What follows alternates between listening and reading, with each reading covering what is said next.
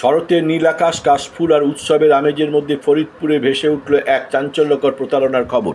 মানুষের স্বপ্ন ভেঙে দিয়ে কোটি টাকার ভুয়ো ঋণ কেলেঙ্কারিতে জড়িতদের বিরুদ্ধে নেমে এসেছে পুলিশের কঠোর পদক্ষেপ। ফরিদপুর থানার মামলা নম্বর 425 2025 সালের ফেব্রুয়ারি 1 তারিখ ভারতীয় দণ্ডবিধি 420, 406, 467, 468, 34 দ্বারা রুজু করা হয় প্রতারণার অভিযোগ। মোট 7 জন অভিযুক্ত এই মামলায় জড়িত বলে জানিয়েছে পুলিশ। এর মধ্যে 3 জনকে ইতিমধ্যেই গ্রেপ্তার করা হয়েছে। প্রথমে বর্ধমান থেকে 16 আগস্ট গ্রেপ্তার হয় প্রসেনজিৎ ঘোষ, যে 2024 সালে জানুয়ারির 19 তারিখে 14,31,000 টাকার ভুয়ো ঋণ নিয়েছিল। এরপর আজ বাঁকুড়া জেলা থেকে গ্রেপ্তার হয় কার্তিক বাগদি ও খাদিজা বেগম জামাদার। তাদের বিরুদ্ধে যথাক্রমে 2024 সালের ফেব্রুয়ারি 9 তারিখে 11,88,600 টাকা এবং 2024 সালের জানুয়ারির 8 তারিখে 14,42,000 টাকার ভুয়ো ঋণ নেওয়ার অভিযোগ রয়েছে। বর্তমানে তারা জুডিশিয়াল কাস্টাডি ও পুলিশ রিমান্ডে রয়েছেন। একজন মহিলা প্রতারক জানায় তারা টাকা তুলেছে, তবে কত টাকা তুলেছে, কোথা থেকে তুলেছে তারা তা অস্বীকার করে এবং তার বাড়ি জানা যায় বাঁকুড়ায়। শরতের নির্মল আকাশের মতোই ফরিদপুরবাসী এখন চায় স্বচ্ছতা ও নিরাপত্তা। পুলিশের পদক্ষেপে ভরসা জেগেছে, তবে এই কেলেঙ্কারি প্রশ্ন তুলছে আসলে কতটা সুরক্ষিত সাধারণ মানুষের স্বপ্ন।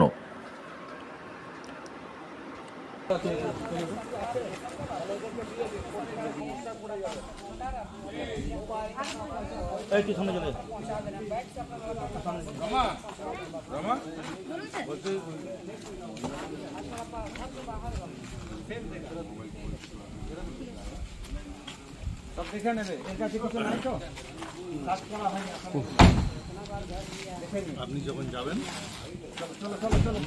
আর কে আছে পিছনে?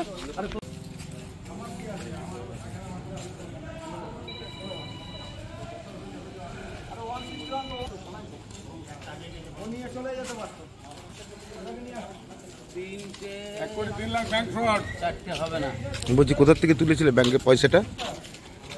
হ্যাঁ বলছি কোথা থেকে টাকাটা তুলেছিলেন? হ্যাঁ টাকাটা কোথা থেকে তুলেছিলেন?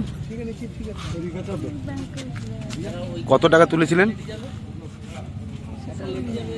আপনি জানেন না? আপনারা ছিলেন সাথে? আপনার বাড়ি কোথায়? হ্যাঁ বাঁকুড়া। আপনার সাথে কে কে ছিল? আরো কজন ছিলেন আপনারা? কোনখান থেকে তুলেছিলেন টাকাটা? টাকাটা কোথা থেকে তুলেছিলেন? আপনাকে কেন ধরলো?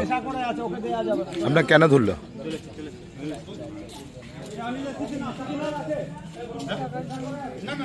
টাকার জন্য ধরেছে?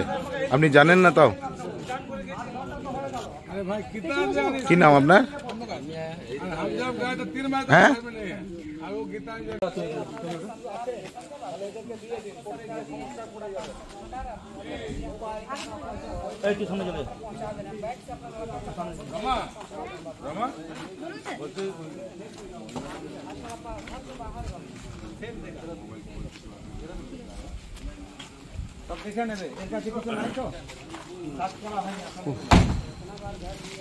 আপনি যখন যাবেন আর কে আছে পিছনে?